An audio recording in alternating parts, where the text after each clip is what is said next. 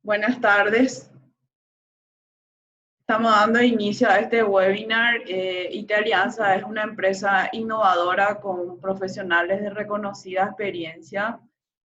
Más que nada, nuestra empresa está abocada a brindar servicios de tecnología y también capacitaciones. Somos partners oficiales de Oracle y de Oracle University.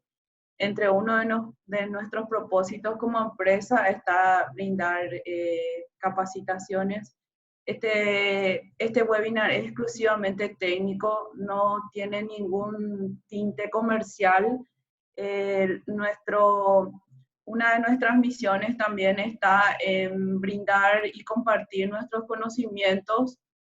Hacemos alianzas con distintos profesionales del exterior para brindar un servicio diferencial en el mercado nacional. Y Ronald Vargas, como para decirles brevemente, la reseña es un reconocido Oracle Ace en el mundo de Latinoamérica. También es una persona con más de 30 años de experiencia, así que él va a compartir sus experiencias. Una de nuestras modalidades como empresa también es compartir todos nuestros conocimientos técnicos. Y bueno, hoy por hoy se habla mucho de contingencia, más que nada es para comentar un poco acerca de lo que es planificar un sitio de contingencia, eh, diseñar un sitio de contingencia y la diferencia de tipos de tecnologías empleados en los sitios de contingencia.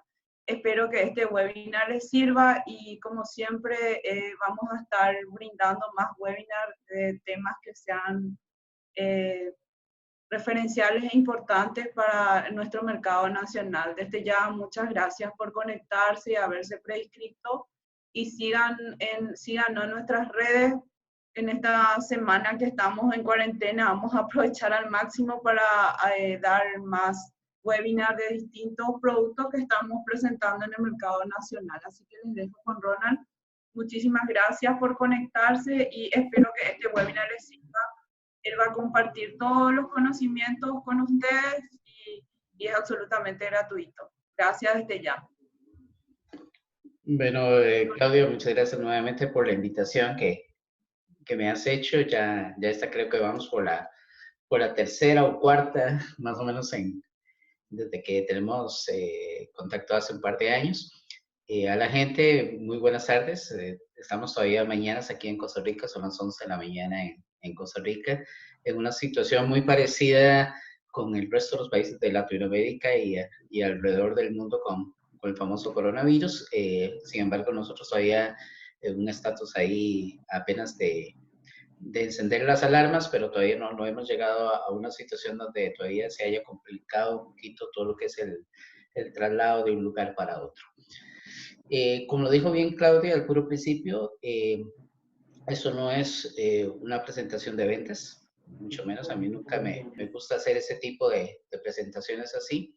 Venimos a hablar un poquito sobre lo que son el tema de planificación y diseño de sitios alternos, basándonos en un modelo distinto de enfoque. Generalmente a lo largo de la presentación, como vamos a ver, ya por los años que uno tiene de estar en esto, yo ya tengo 52 años y laboro en el área de tecnología desde los 22 años aproximadamente.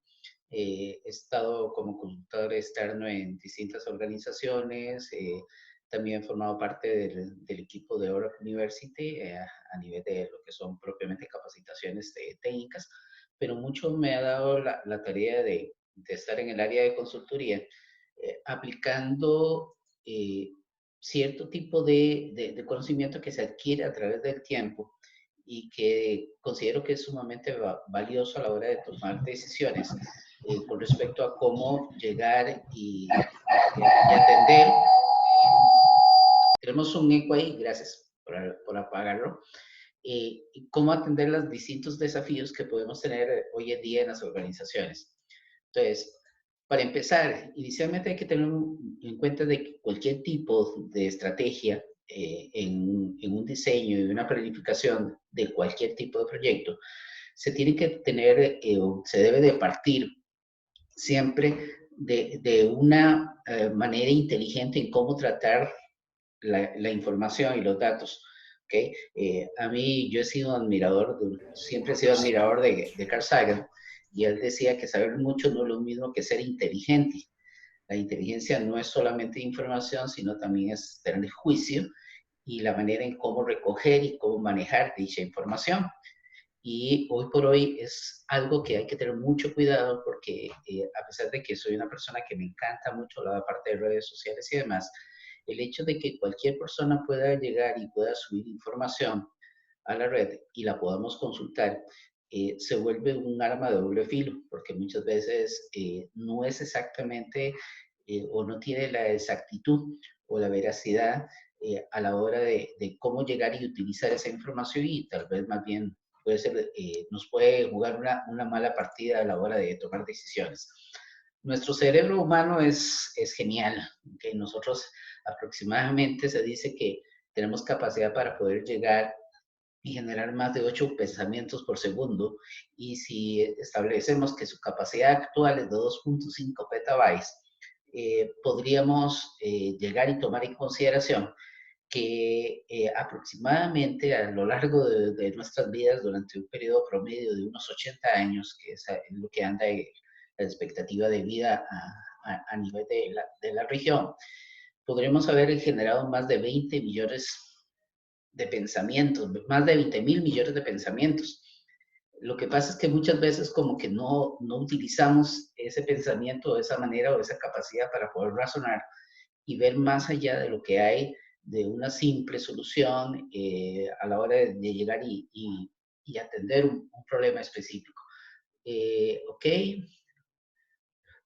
yo creo por acá, gracias. Hay una persona que no tiene audio, tal vez podría verificar porque creo que el resto de las personas sí lo están teniendo. Ok, entonces, también se dice que como seres humanos tenemos un segundo cerebro, el estómago, pero a mí me gusta hacer esta comparación porque el estómago, aunque tiene toda una red neural y demás, no elabora pensamientos.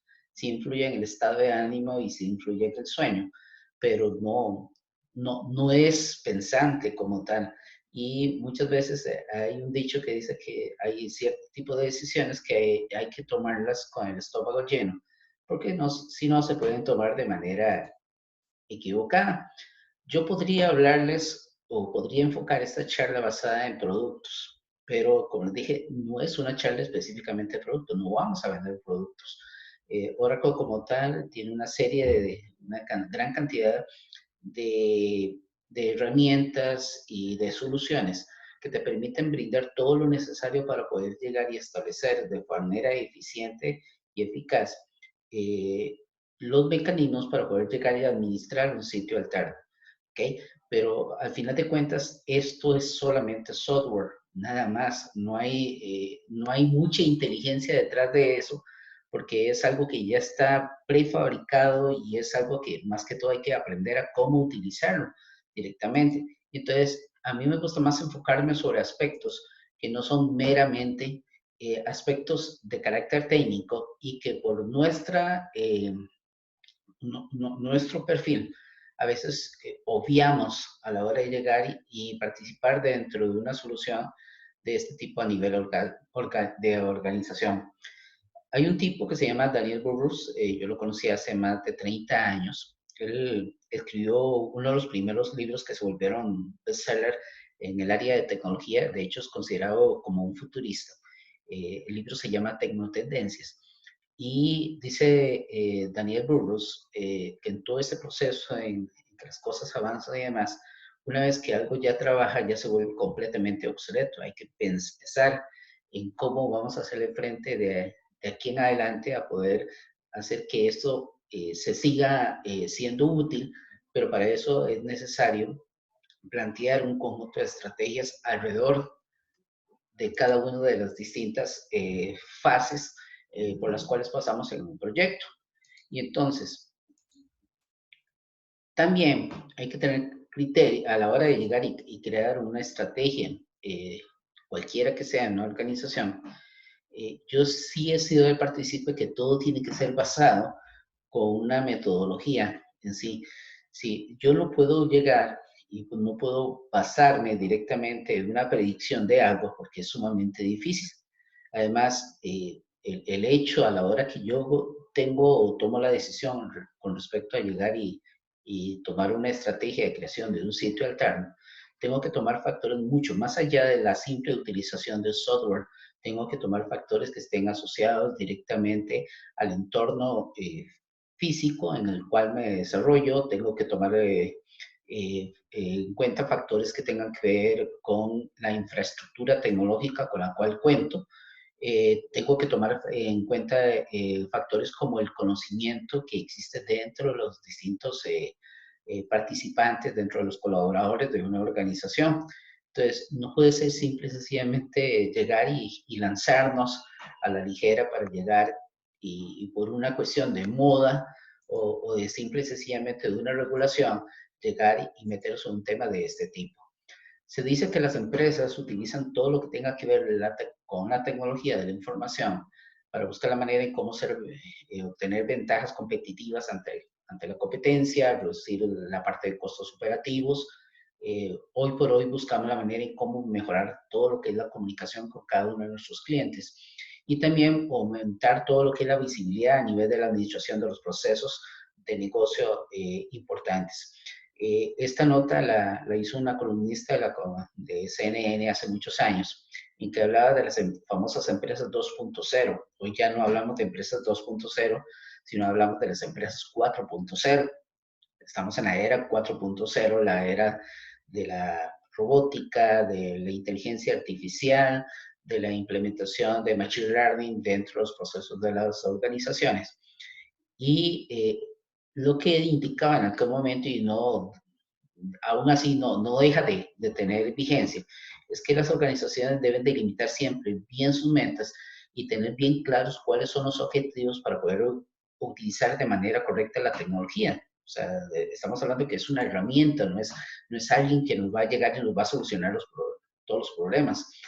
A la medida en que se usa la tecnología en todas las organizaciones y de todos los servicios que se van activando alrededor de ella, llegamos a un momento en donde las empresas se vuelven sumamente dependientes de la misma infraestructura a nivel de TI para que todo funcione de manera adecuada. Y aquí es donde las cosas empiezan a complicarse. ¿Por qué? Porque hoy por hoy las prioridades financieras a nivel de una organización no están todavía alineadas con el enfoque a nivel de tecnología de información. La mayoría de las prioridades financieras en las organizaciones tienen que ver con temas de cómo reducir costos, cómo mejorar la eficiencia a nivel productivo y ser eficaces. Y la mayor parte de las empresas, según las estadísticas que se manejan constantemente, no saben en qué parte es donde están gastando más. Y cualquier cosa que parezca que es superfluo, intenta recortar ahí sus presupuestos. Y no es para nadie ajeno de la gente que posiblemente estemos acá, las luchas que hemos tenido que llevar a cabo cada uno de los distintos años, cada vez que se presenta un presupuesto y quieren recortar gastos y se van directamente a DTI porque siguen viendo a la organización, al DTI, como alguien que gaste y como que alguien que no le da un valor real al negocio. Inclusive todavía existen, yo he escuchado a muchos empresarios en que piensan de que podrían vivir perfectamente sin un departamento de TI. ¿Por qué? Porque tal vez para su foco de negocio no es necesario la información. Están muy tranquilos en su nicho de negocio, entonces dicen que no es necesario invertir tanto dinero porque el problema de la tecnología es que la tecnología es cara, ¿ok? Y es algo en el cual tenemos que estar constantemente invirtiendo una y otra vez. El hecho de que la disponibilidad de una aplicación o un dato no pueda estar en un momento adecuado, significa para la organización en sí problemas en cuanto a pérdida de productividad, en cuanto a la parte de pérdida a nivel de ingresos, eh, clientes insatisfechos y sobre todo lo que hoy más preocupa es el proceso de la mala imagen que a nivel corporativo puede llegar a tener una empresa. Se dice que toda infraestructura de TI debe ser altamente disponible, ¿ok? que ya sabemos que es un factor crítico a nivel de las empresas, a nivel de las organizaciones y sobre todo en la economía actual, y que esta debe moverse de una manera muy rápida y debe estar siempre activa, siempre en circulación. Cada vez que hacemos una revisión de proyectos y de objetivos al inicio de cada periodo operativo, la gente se traza una esperanza de que todo va a salir bien. Nadie se imaginó al principio de este año de que íbamos a tener una crisis a nivel global con lo del coronavirus, por ejemplo. Pero un director de IDC hace unos años dijo esta frase que me pareció increíble, que es que la esperanza en sí no es una estrategia. Yo no puedo tomar y plantear toda mi estrategia a nivel de negocio basada en una esperanza, porque la esperanza no me lleva a ningún lugar. Tenemos que hacer algo realmente, hay que planificar bien, hay que corregir errores y hay que ver siempre adelante y encontrar cuáles son las oportunidades que podemos eh, obtener o ver a nivel de negocio. ¿Ok? Entonces, parte de las cosas que debemos de hacer para poder alcanzar estos objetivos es podernos apalancar en la ciencia y la tecnología. La idea de la tecnología es que nos puede ayudar a ahorrar y a confiar y a diferenciar nuestra organización del resto de las organizaciones que hay afuera. Todas las estrategias tienen que estar basadas siempre en un sentido común, no deben de salirse de las nubes. Digo a la gente algo, por ejemplo, cuando empezó el tema de llegar y adoptar cloud, le decía a la gente, lo más importante en el proceso de adopción de cloud es tener los pies sobre la tierra, porque el cloud no es para todo el mundo. Hay ciertas necesidades a nivel de infraestructura, no solamente a nivel de la organización, sino a nivel país, que se requieren para poder llegar y de manera eficiente poder utilizar una arquitectura a nivel de nube. Hay que basarse en información actual histórica. La base de datos de conocimiento de cada organización es sumamente importante. Las experiencias, las distintas situaciones que se hayan presentado y sobre todo apoyarse en el capital humano. O sea, esa base de datos de conocimiento, la experiencia de cada uno de los miembros de la organización son importantes para poder establecer de manera eficiente qué es o qué es lo que yo debería de hacer. Se dice que estamos en un tiempo donde las empresas viven desnudas, donde todo el mundo lo sabe. Cuando alguien llega y tiene un problema con un sistema o los servicios no están arriba, rápidamente a través de las redes sociales, la información se esparce rápidamente entre los clientes y eso crea una imagen sumamente eh, mala, una imagen no deseada, de la cual yo no quisiera, si yo soy dueño de una empresa, la gente, mis clientes, la tuvieran.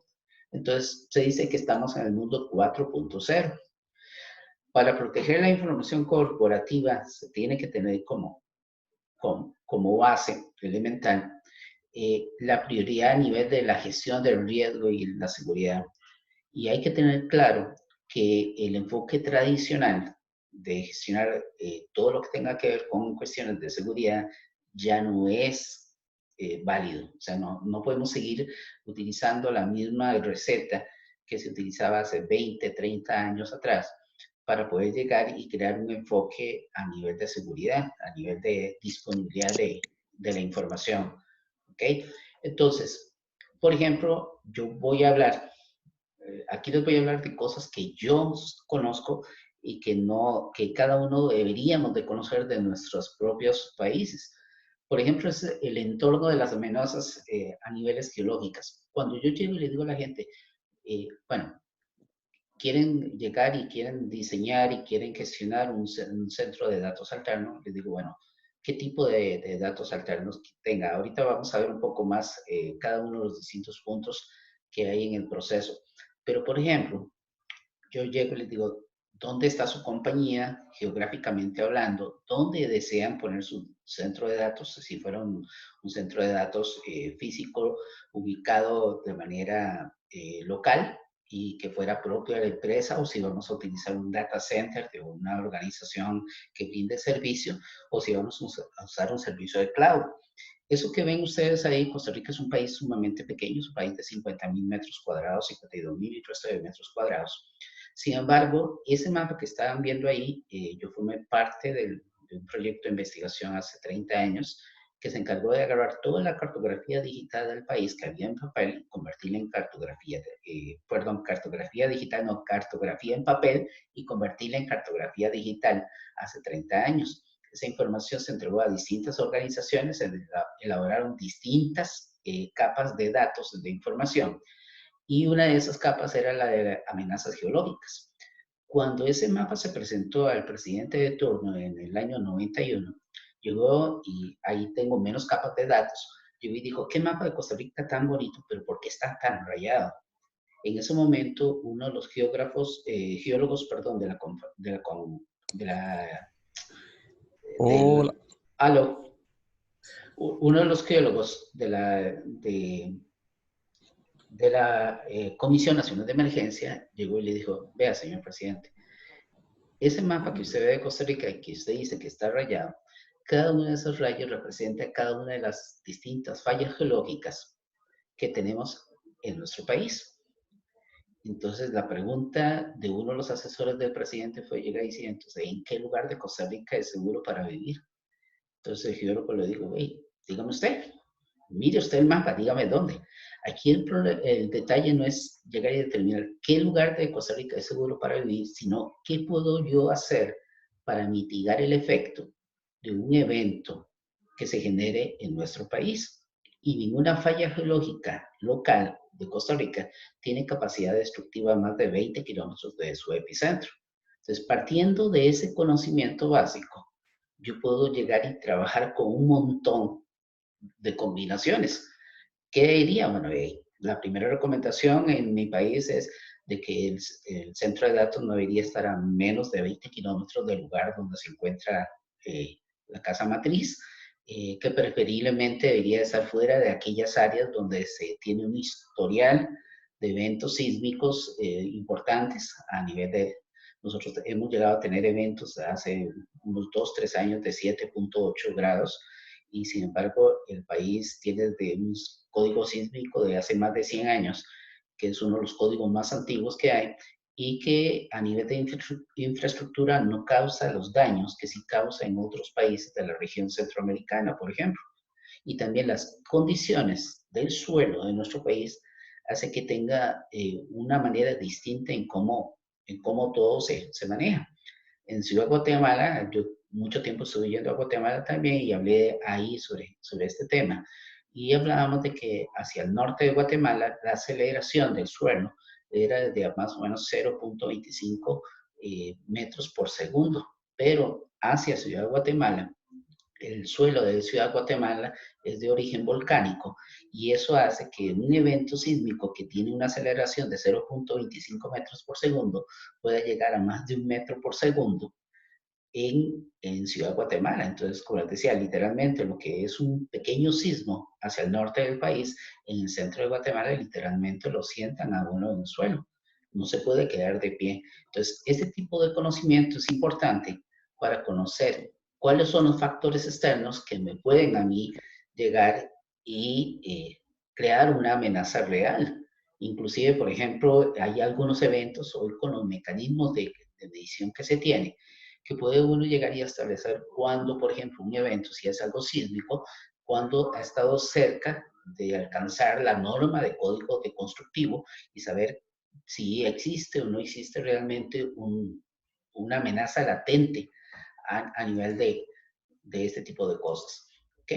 Entonces, el enfoque tradicional basado en la creación de infraestructura, o sea, antes cuando uno decía, es que quiero un equipo que nunca se vaya a caer, la gente pensaba en un servidor con doble fuente de poder, arreglos de disco, doble CPU y demás. Y sin embargo, ese era el enfoque que anteriormente se manejaba. para allá de mediados de la década de los 90, Compaq, tal vez algunos se recordarán de esa marca de computadoras, se caracterizaba por tener unos servidores que se llamaban ProLine, que eran muy potentes y eran caros en aquel entonces. Compaq llega y hace un evento en mi país y llega y dice, este servidor es irrompible. Este servidor no se cae, este servidor tiene doble fuente de poder, no hay nada que lo pueda tirar al suelo.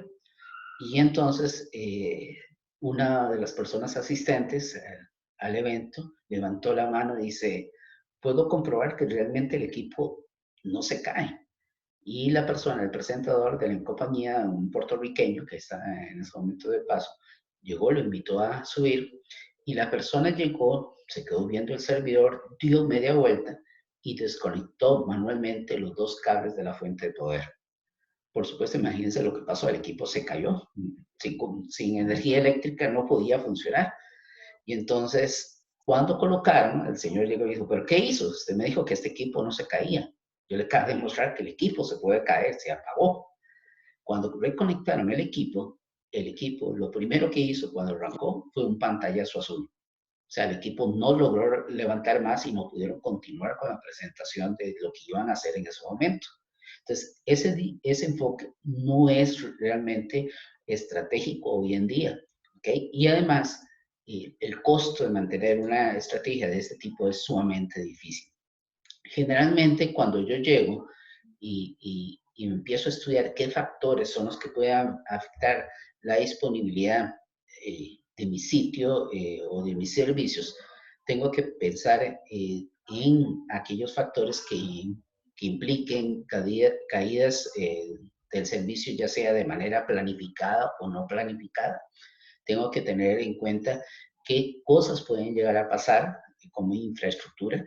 La gente tiene la idea de que el cloud no falla y no. Recordemos que históricamente han pasado situaciones importantes con distintos data centers, tanto de Google, de Amazon, ¿okay? Con marcas muy importantes. Hace más o menos un año tuvimos un evento donde Amazon perdió considerablemente, creo que fueron como 2 o 3 servidores de una gran empresa y estuvieron casi una semana fuera de servicio y la compañía apechugó en ese momento y dijo, sí, cometimos un error, tuvimos un error a nivel de infraestructura, hablaron con el cliente y Amazon llegó y le dijo, vea, por los próximos 365 días nosotros no vamos a cobrarle ni un solo 5 por el servicio de infraestructura. Nosotros le vamos a garantizar de que usted va a tener disponibilidad de sus servicios durante esos 365 días, aunque no nos pague nada.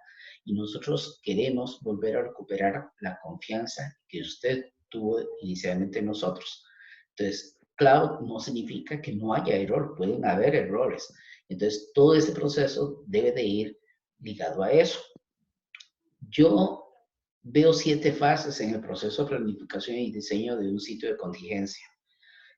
Hablo de una fase donde se debe ver el tema de planificación, diseño, ejecución, pruebas y testing, entrada en producción, evaluación de desempeño y la creación de un comité de manejo de incidentes.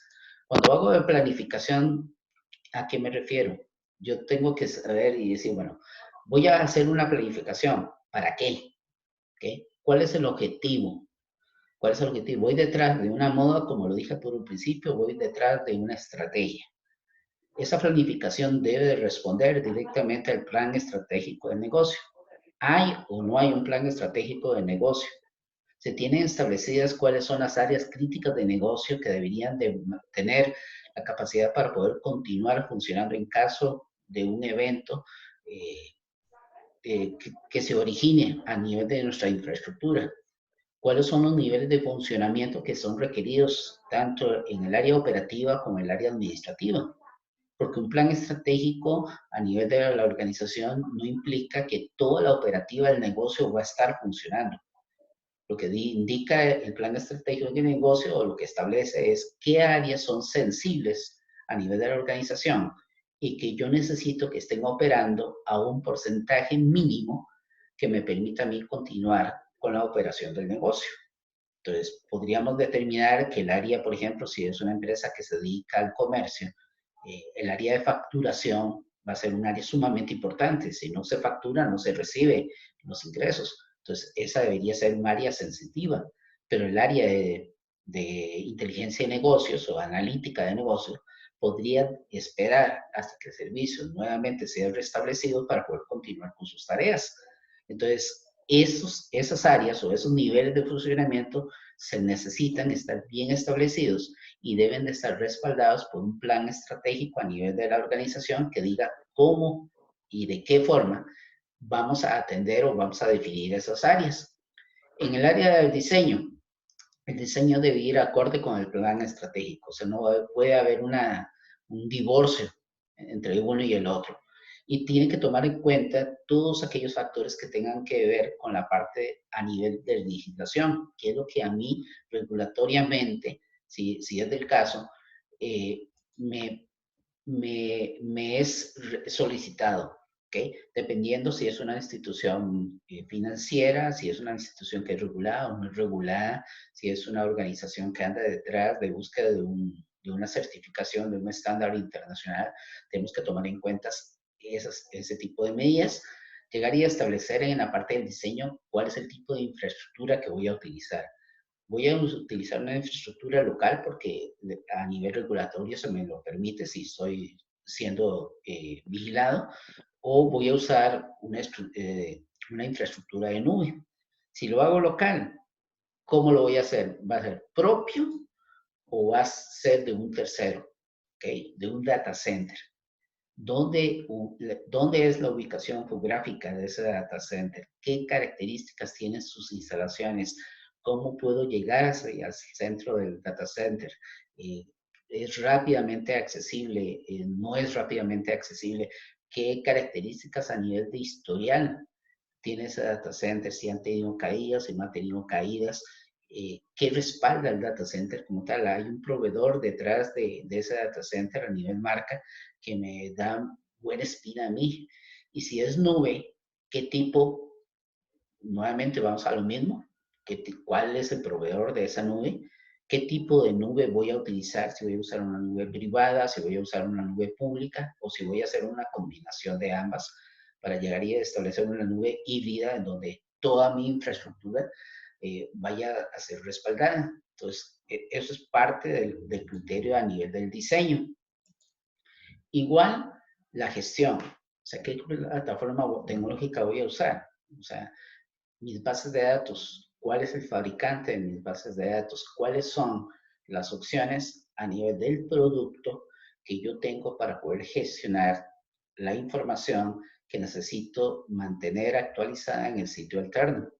Si es una base de datos de Oracle, por ejemplo, cuáles son las opciones, cuáles son las versiones de base de datos que tienen o incorporan características para replicación de datos. Si es una capa intermedia, cómo puedo replicar las aplicaciones o los cambios que se generan en el sitio principal al sitio secundario. Cómo se hace el proceso de switch over, cómo se hace el proceso de file over.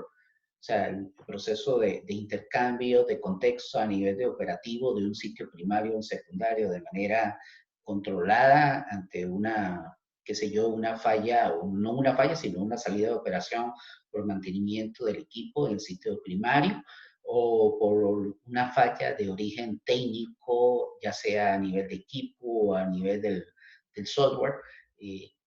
Todos esos factores son importantes. La parte de gestión, los niveles de servicios requeridos, es sumamente importante. O sea, con qué rapidez necesito que mi plataforma esté disponible nuevamente.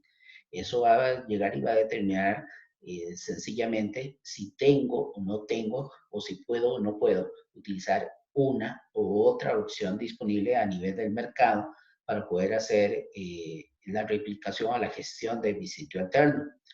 Y un punto que es también importante es la parte del presupuesto. O sea, el presupuesto es algo que debe tomarse en consideración supuestamente en el diseño, porque si yo tengo que contar con la capacidad de inversión y que esa inversión sea sostenible en el tiempo. O sea, mucha gente crea, trabaja en disaster recovery y hace una inversión inicial fuerte para poder crear su sitio de datos. Y resulta que después de 2 o 3 años, lo que es el alquiler, si es un colocation o la infraestructura como tal, el mantenimiento se vuelve tan alto que es insostenible. Financieramente no se puede continuar y entonces todo el trabajo que se hizo inicialmente en esa fase se pierde. Y lo peor de todo es que tenemos que volver a empezar desde cero para poder llegar e implementar un nuevo plan de sitio alterno. En la parte de la ejecución, en el proceso de planificación y diseño de un sitio de contingencia, tenemos que tomar en cuenta cómo hacer esta. ¿Va a ser propia? ¿Lo vamos a ejecutar nosotros toda la parte de instalación, configuración y diseño del sitio alterno? ¿O lo vamos a dar a un tercero? Factores que tenemos que tomar en consideración: el tiempo. O sea, si contamos o no contamos con todo el conocimiento técnico, ¿cuánto tiempo nos va a tomar para poder tener el sitio alterno en funcionamiento?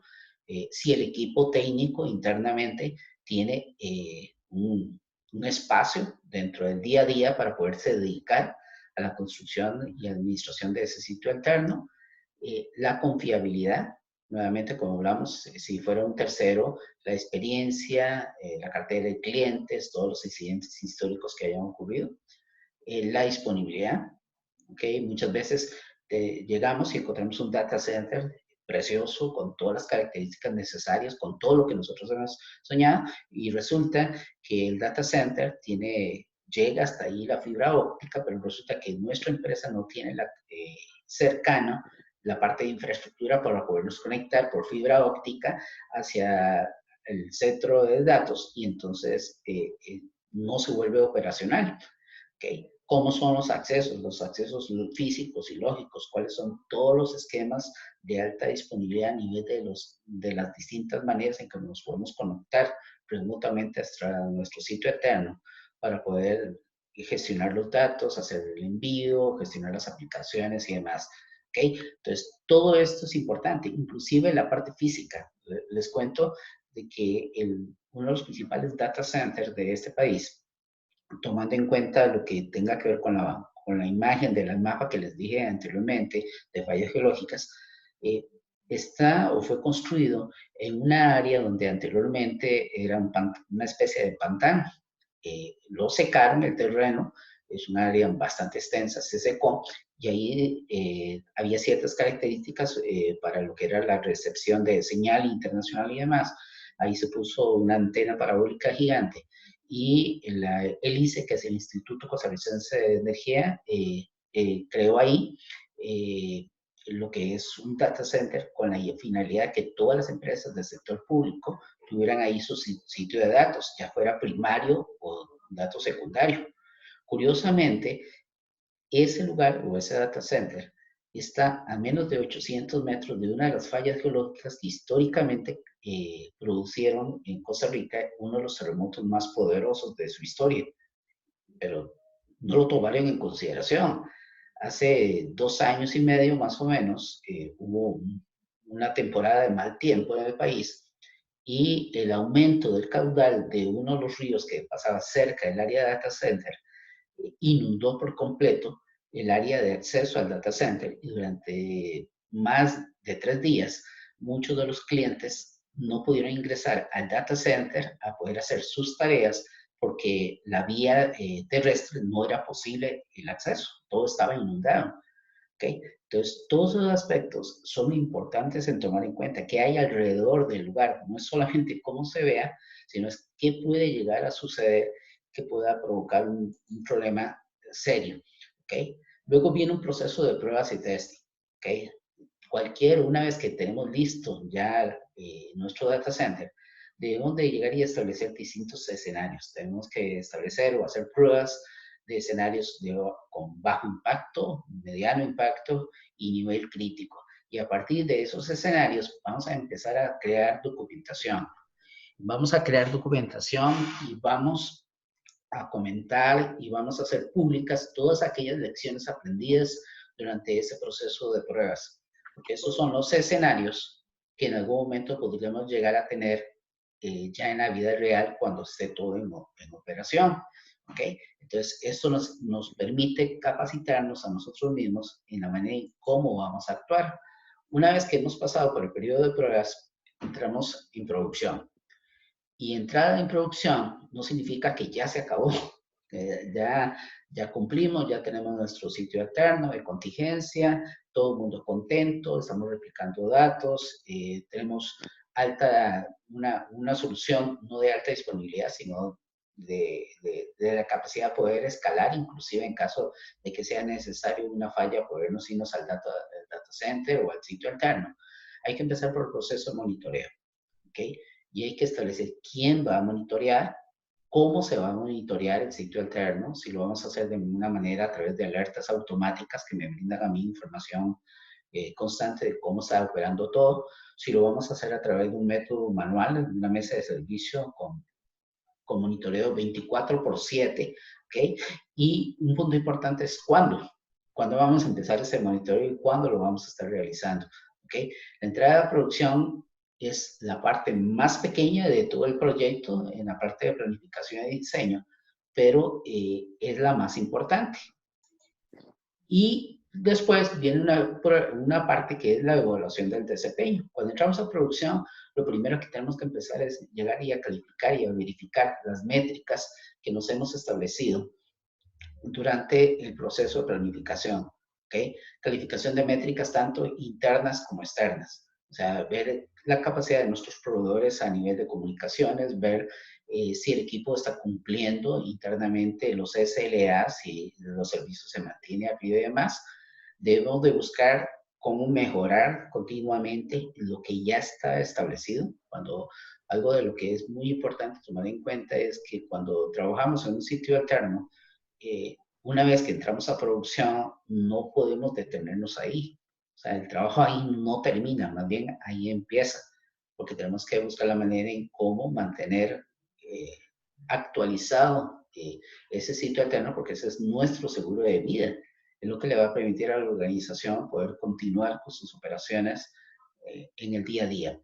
Y sobre todo, empezar el proceso de adaptación de cambios, de nuevas herramientas, de nuevas metodologías, inclusive podría significar que técnicamente la herramienta que escogimos para, por ejemplo, la parte de replicación de datos de la capa intermedia o de la base de datos no cubre lo que esperábamos a nivel de rendimiento y que sea necesario, ya no a nivel de infraestructura, pero sí a nivel lógico, cambiar el software que vamos a utilizar para ese proceso.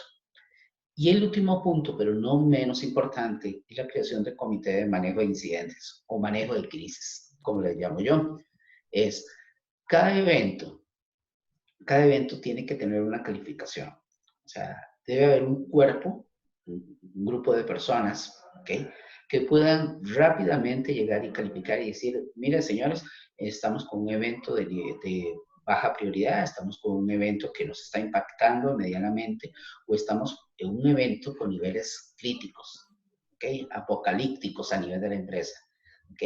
Entonces, una vez que calificamos el evento, sabemos con base en el testing que habíamos hecho y en las lecciones aprendidas, qué tipo de acción son las que vamos a tomar en consideración, ya sea si es por un problema interno o un problema externo al lugar donde yo tengo mi data center. Va a tener ese comité la capacidad para poder tomar acciones, definir cuáles son las acciones que hay que tomar en consideración. Y después, ese mismo comité es el que se va a encargar de informar a la administración de qué fue lo que sucedió. O sea, qué fue lo que pasó, cuál fue el hecho por el cual tuvimos el problema a nivel del sitio alterno.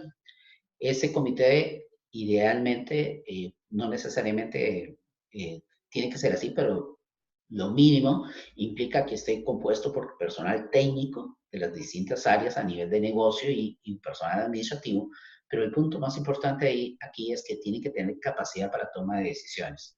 O sea, no puede ser que haya un comité que tenga que llegar y esperarse a poder contactar al gerente general o al gerente financiero para tomar esta o esta acción. O sea, tiene que ser un comité totalmente con capacidad de acción y ser totalmente independiente. O sea, por eso tiene esa composición tan especial. Y eso es lo que le va a permitir, de alguna otra manera, digamos, a todo este engranaje, trabajar de manera eficiente cuando exista una situación específicamente de crisis. ¿Ok? Entonces, como para ir resumiendo, voy a tirarme para atrás, un toquecito. Para mí estas son las 7 fases que son sumamente importantes. ¿Okay? Cada una de ellas tiene un marco teórico. Ustedes saben de que a nivel internacional podemos usar COVID o podemos usar alguna norma como la 27001 para poder llegar y tomarla como marco de referencia para cada una de las distintas áreas en donde tengamos que trabajar. ¿Okay? Pero el marco teórico tiene un problema, que es que generalmente la gente de TI muy poco estamos involucrados con marcos teóricos, somos muy prácticos y nos cuesta mucho leer documentos que a veces son sumamente tediosos, que te hablan de normativas, que te hablan de lo otro, y uno a veces quisiera algo como más conciso, más, o sea, a lo que venimos. Para eso es importante, como digo, que en el proceso este de planificación y diseño haya un equipo que sea multidisciplina a nivel de la organización, ¿ok? No hay, como digo a la gente, nunca en la exposición de un problema o en la exposición de la solución para para un, para un específico proceso en sí a nivel de la organización, no hay preguntas tontas, sino solamente tontos que no preguntan.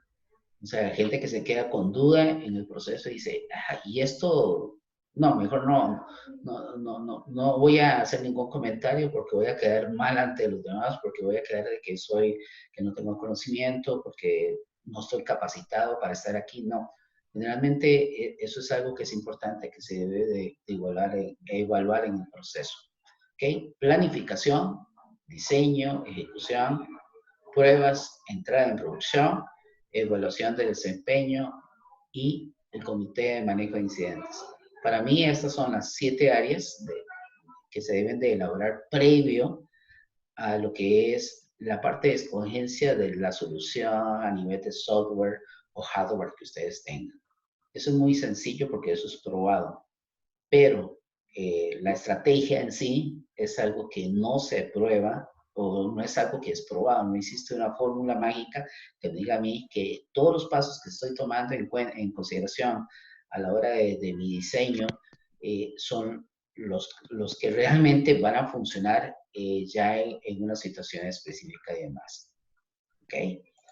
Entonces, como les dije, esto no era una charla comercial, ¿ok?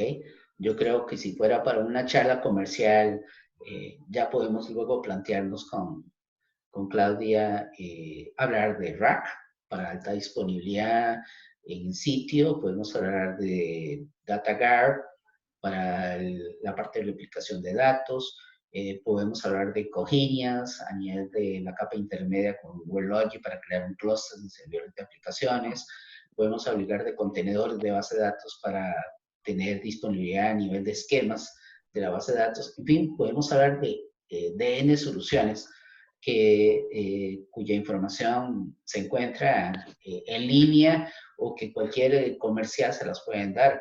Pero muchas veces lo que se nos escapa a nosotros son, como les dije, todos aquellos pequeños detalles que no están en la parte técnica y que están alrededor del entorno en donde tenemos que brindar dicha solución. ¿Okay? Esta frase de Peter es muy prudente con respecto a lo que estamos hablando hoy. Ninguna planificación a largo plazo, o más bien la planificación a largo plazo, dice no es pensar en decisiones futuras, sino en el futuro de las decisiones presentes. O sea, nosotros tenemos que pensar en hoy, en lo que va a pasar el día de mañana. Tenemos que anticiparnos a los hechos y no hacerlo sin ningún tipo, como nuevamente les digo, de que es importante, sin ningún tipo de estrategia definida. ¿Ok? No sé si alguien quiere hacer alguna pregunta. Con mucho gusto estoy disponible para poder contestarles.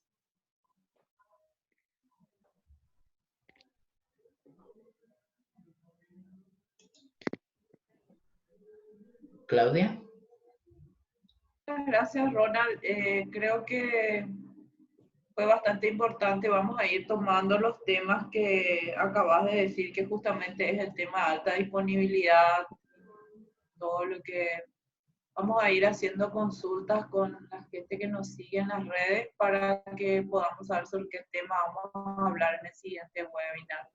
Si alguien más quiere hacerle una consulta a Ronald con relación a, puede activar su micrófono con relación a este webinar, tenemos 5 minutos para las preguntas, así que aprovechen si quieren hacer alguna pregunta con relación al webinar que acaba de presentar.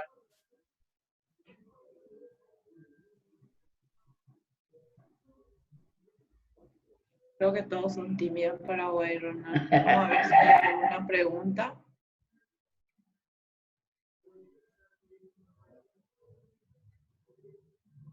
Bueno, perfecto. No sé si le pedimos una manito para saber si están todos de acuerdo, si les gustó la presentación.